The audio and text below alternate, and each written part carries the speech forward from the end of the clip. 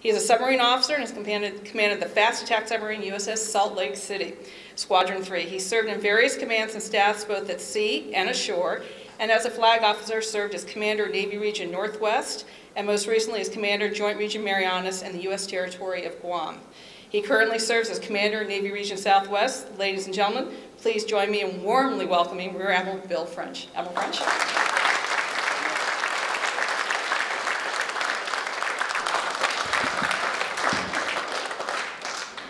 Anybody want to sign up? Got Army guys in the background. You heard of blue to green, we got green to blue now. The one important thing, one of the key things about the maritime strategy is we shifted from what I thought to be the 4 key elements of our maritime strategy that dates back really World War II or prior. So you've got those listed on the top: forward presence, deterrence, sea control, and power projection. I'm going to talk about that to begin with, and I'm going to talk a little bit more about what we've done when we expanded to the new current maritime strategy. Slide, please. This gives you an idea of where the Navy was. It's about 6 weeks old. I checked this morning, and actually we have more folks, more ships out to sea today. We're about 58% total deployed or in local operations. But I was asked a question earlier by a couple of reporters, hey, what's the demand on the Navy given the amount of ships, submarines, and aircraft carriers and strike groups you have to sea, and all of what you're doing in support of the Army and the Marine Corps throughout the war on terror in the Middle East? And I think this slide captures it pretty well. And if you look at it, we've got 58% of our forces deployed, 38% of those are forward deployed. So when you think about it, forward deployed on deployment, over a third of those assets we have are out there.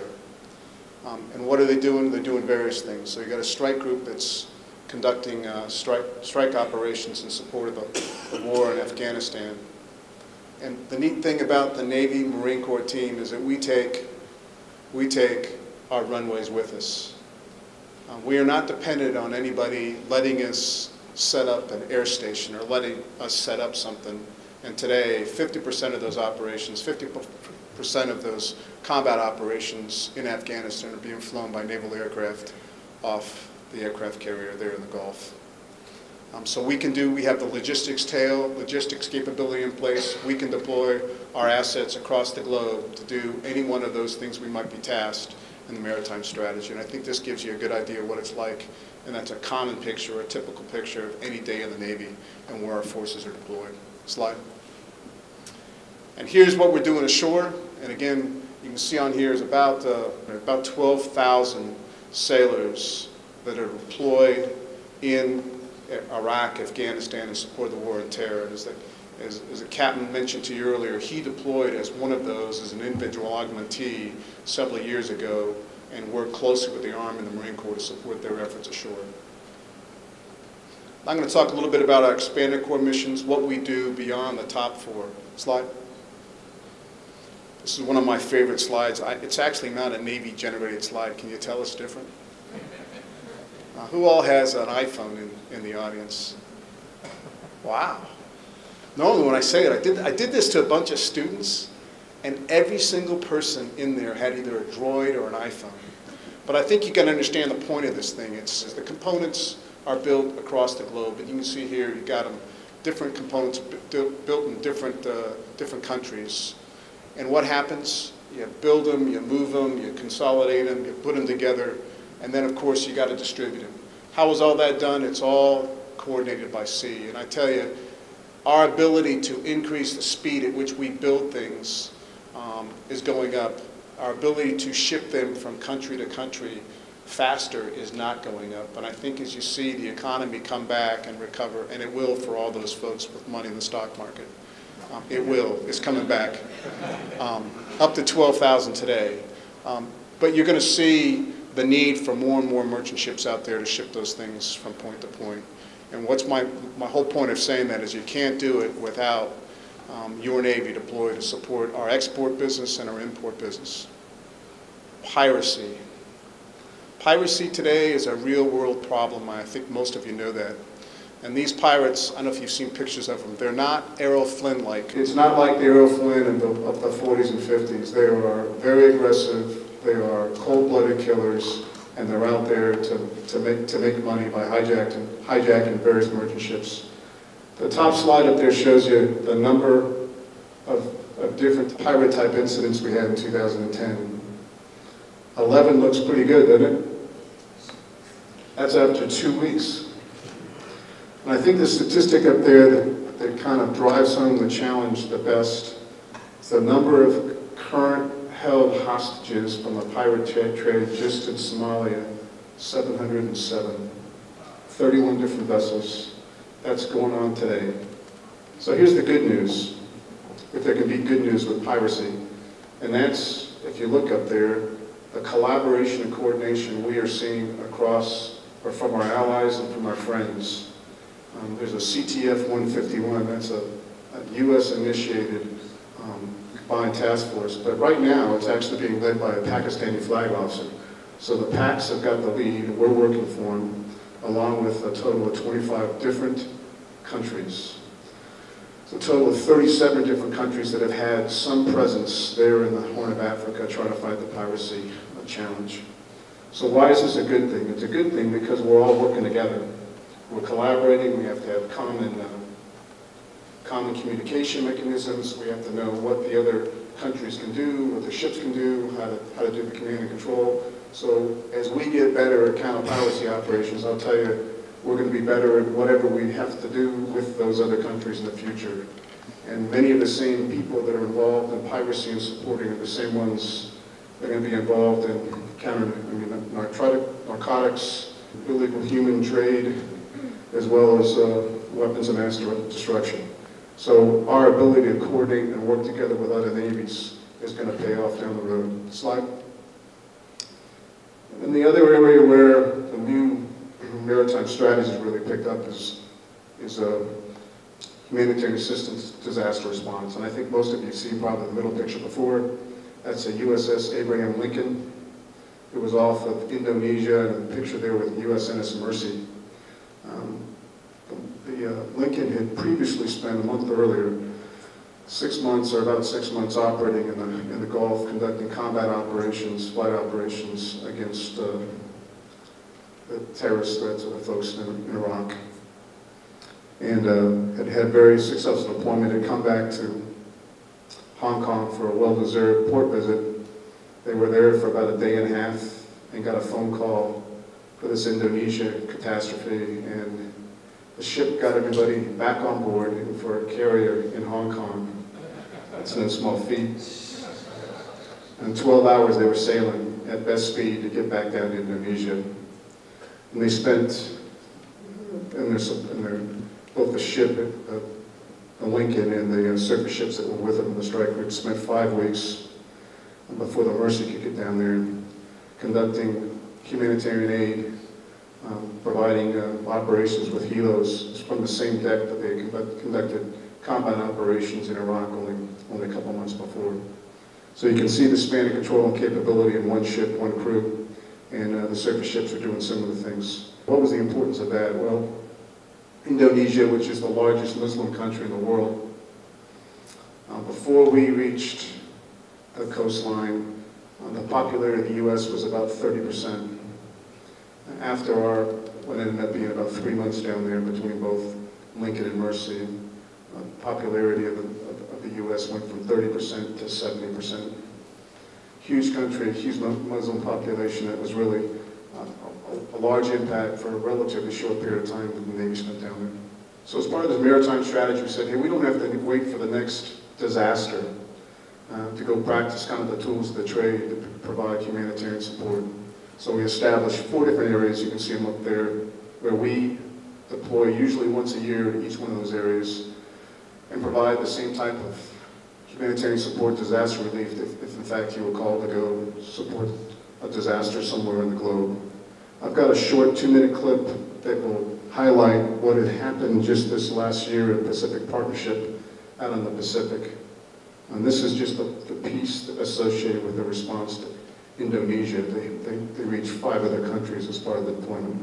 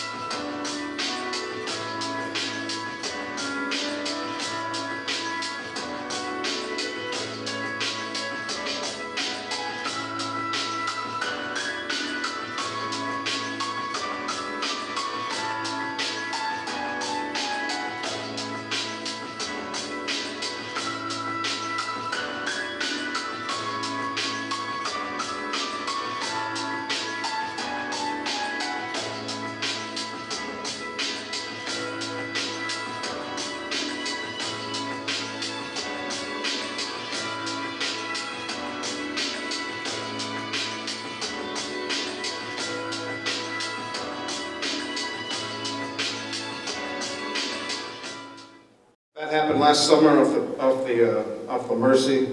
They went on to 5 more countries. 109,000 patients they saw in their summer deployment.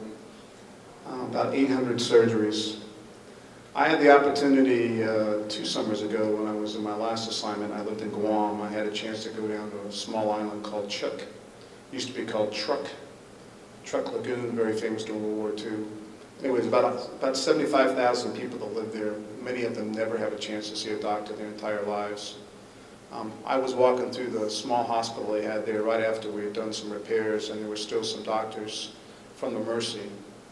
And I walked into a room and got to meet a family where it was a relatively unimpressive event. It was a young boy getting fitted for glasses. And so it turns out he had about 22,000 vision. And I was there the first time he put on his glasses, and to be able to see a young boy really spark and understand he can now see the world, and watch his parents happy about the little boy being excited, and then his entire family, his grandparents, his brothers and sisters and uncles and aunts. And of course they go back and tell their families, all for a $2 or $3 pair of glasses. So these trips have huge impact. And it's great we can do it on top of the other things we do as we steam across the globe. Next slide. And so as a result of these 4 exercises we do every summer, recently I'm sure you're aware of what happened in Haiti and what happened in Pakistan. And of course the Navy, the U.S. Navy was the first ones there, both in Haiti really to be able to provide any significant amount of relief effort, all came by sea.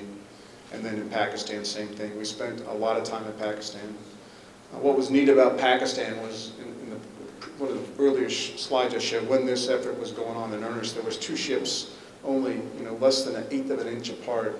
One was conducting combat operations in support of Afghanistan, what's going on in Afghanistan. The other ship right next to it was conducting humanitarian assistance support to the poor people in Pakistan. So again, just in one little sector of the world, you can see the 2 ends of the spectrum what the Navy brings, Navy Marine Corps team brings to the fight. Kind of shift gears a little bit and talk about the Asia Pacific AOR. I think the point was made earlier, 60% of the fleet has come into the Pacific. Those of us that spend most of our careers in the Pacific think that's about the right relationship, the right split. But I've got some data up there, and one of them is GDP. 30% of the world's GDP comes from the Pacific. If you include the U.S., which I argue you should, it's well over 50%. And I think the other thing people don't understand is that the 6 largest militaries in the Pacific and our 4 largest trading partners in the Pacific. This is where our focus needs to be. Next slide. Talk a little bit about how we're aligned. It was a great review by Bruce to talk about the submarine construction, those type of things. This is really talking about how the infrastructure, the bases are aligned. There's 12 different regions. I'm one of the 12 regional commanders.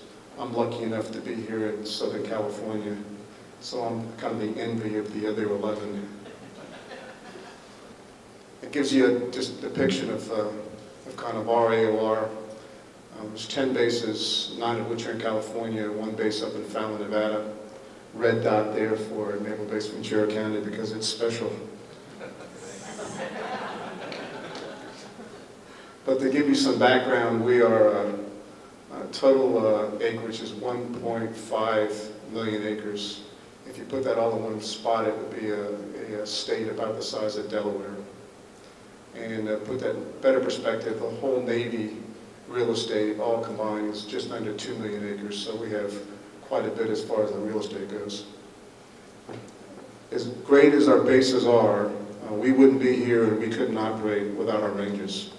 You can see a lot of different bars and graphs up there, but I'll just point out a couple for you. One is the one in the northeast, Fallon, Nevada. Every strike group, every wing on any aircraft carrier deploying on either the east or west coast goes there to get proficient. To put in perspective how much training goes on there, 80% of all the training munitions, live training munitions that's used by the Navy is used at Fallon. China Lake I'll talk a little bit about in the next slide, along with Point Mugu and what we have at San Nicolas Island. But further to the south, a big range there called SoCal operating areas that extends really up to about where we are now. is where we can have large-scale exercises, multiple carriers, submarines, surface ships, Marines, the whole bit. So the training capabilities we have here are the best across the globe. This thing should hit close to home. The big range at sea is the Point Magoo range. It's really more than just a national treasure. It's not just for Navy testing, but for all the service testing, as well as many of our allies and friends find this place probably the best place to do a lot of their missile testing, so we support a lot of that. And then you can see the corridor in there. It allows us to shoot things like missiles from the sea range up to China Lake, so there's no other kind of equivalent to that anywhere in the globe. And of course, Naval Base Ventura County runs all that. Slide. That gives you an idea of the complexities here. There's 80 different tenants that are part, smaller commands or commands that are part of Naval Base Ventura County that Captain Jim McHugh supports. Point Magoo, Port Hueneme being the two big bases, along with San Nicolas. Of course, he's got the Seabees to the north, and then all the aviators to the south. It's a big job. He keeps them all happy, most of the time. And then at the bottom, you can see the impact that those bases have, or his base has, on the local community. $1.7 billion. That's with a B. Slide. I'm going to talk a little bit about energy. I understand there's some folks interested about Navy energy programs out there. One or two. Our secretary, about a year and a half ago, declared that, hey, we're going to do several different things. One of which was, by 2020, have half of all that energy used ashore be from alternative sources. And so we're moving down that path now. The picture to the left on this slide is a F-18 Hornet. And for you aviators out there, we call this one the Green Hornet because it uses green fuel. So it was tested back in March of last year on Earth Day, so it's a 50-50 mix of regular jet fuel and 50% algal-based fuel. So we continue to work to leverage algal fuels to help us reduce our dependence on petroleum fuels. And to your right, there's 3 windmills. Those are on San Clemente Island, and they account for about 30% of the energy while they're spending are about 700 kilowatts of power. We're very proud of what we've done in the Southwest region with regard to energy conservation and water conservation. We're 21% below the baseline that was established in 2003, ahead of the power curve with a goal of being 30% below where we started by 2015. That's a significant goal. The last 9% are going to be a challenge to meet. And then you can see in water conservation, we're 36% below where we started in 2007. To put that in perspective, if you go back to 2005 levels, we use 1 billion gallons less in 2010 than we did in 2005, thanks to the conservation efforts. And for those of you who live in Southern California, understand the value of water. We've also got a furniture reuse program where we started about 3 years ago. We've cost avoidance of about $6.5 million. And then our sustainability waste program is, again, the best in the Navy. Our recycling is greater 50% diversion, and then the diversion from our work sites when we're building new things is above 60%. And so the benefit there is you avoid tipping fees, so you put money in your pocket, but I think more importantly, extend the life of the landfill, which for most of us in California is a critical thing. The benefits of being in California and having responsibility for California, Arizona, and Nevada is that everybody's looking at you for alternative energy options. So we've kind of got the lock on wind, sun, and geothermal. And today we've got about 7.5 million of renewable energy initiatives, mostly are photovoltaic. We're building some more wind capability out at San Nicolas Island. And we've got a 272 megawatt geothermal plant at China Lake. And we're looking at 3 other locations, China Lake, El Centro, and up at Fallon to expand that by 3 other sites. So when you look back at what the Navy's goals are for renewable or alternative energy, a lot of the solution is going to have to come from this part of the world. So we have great partnerships here. We manage 51 endangered species or threatened species. 17% of the endangered species, and we have 1.4% of the land. I used to have a statistic up here, but I think it was too short. We spent $9 million last year in managing this program, but that doesn't account for our labor. We've got another 147 folks that are dedicated to environmental compliance. What's interesting is some of our best supporters are environmentalists. Some would say left-wing environmentalists, but I mean very dedicated environmental groups who have realized that the military or the Navy does a better job at managing endangered species than most anybody else. So as a result, they're very anxious when we want to have more land to support our initiative, get that land, because they know if there's endangered species, whether it's the San Diego fairy shrimp or the shrike or one of the other 51 that we have, the least terns, the snowy plover. I know more about endangered species in the last year and a half than you could ever imagine. But you know, it's really neat hanging around environmentalists. And they do a lot to help us. And really where they help us is when we're looking at protecting our naval air stations from encroachment. And so having environmentalists and having agriculture folks on your borders is good. And they're great neighbors and they're great supporters.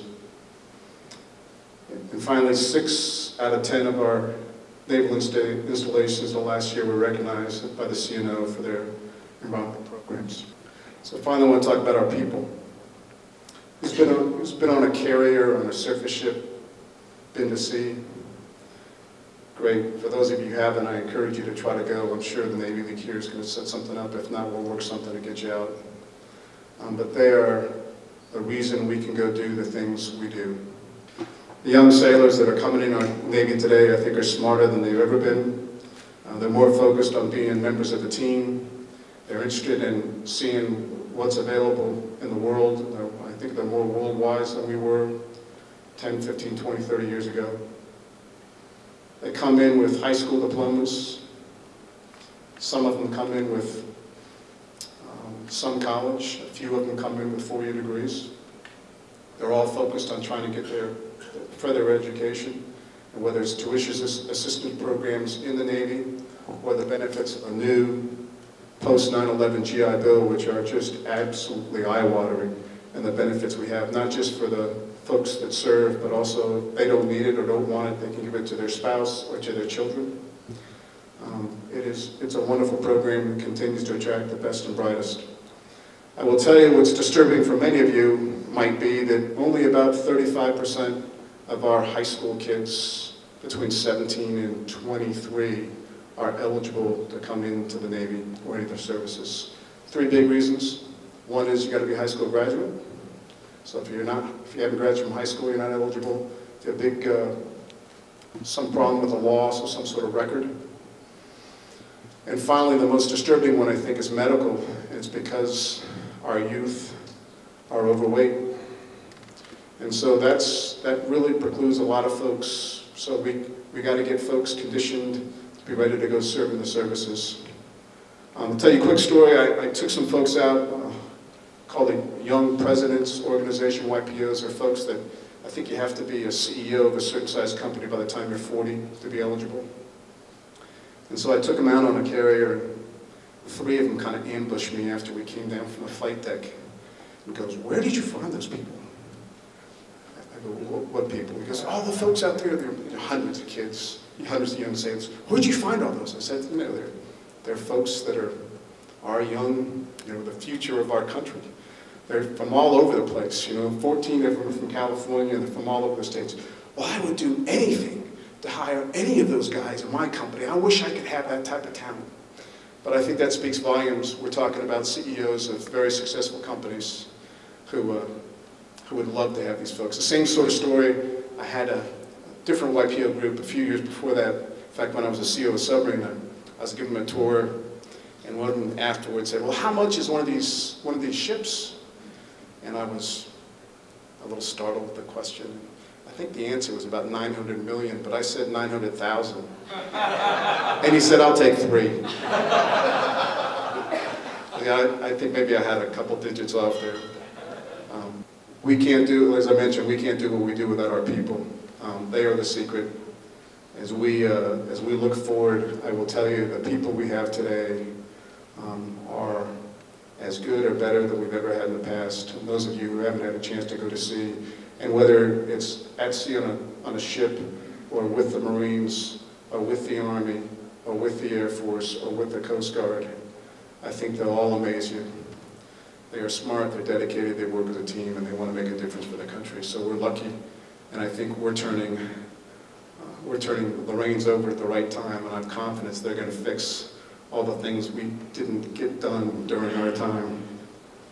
And then a maritime strategy is something that's going on, and we leverage those ships that are deployed to go do as much of what I talked about, whether it's humanitarian assistance or disaster response or maritime strategy. We need to work smarter and better in the future to be successful. Thanks for letting me have the time today. On behalf of the Santa Barbara Navy League, we are presenting you with these gifts of Santa Barbara photography books, to remind you of your visit here to Santa Barbara.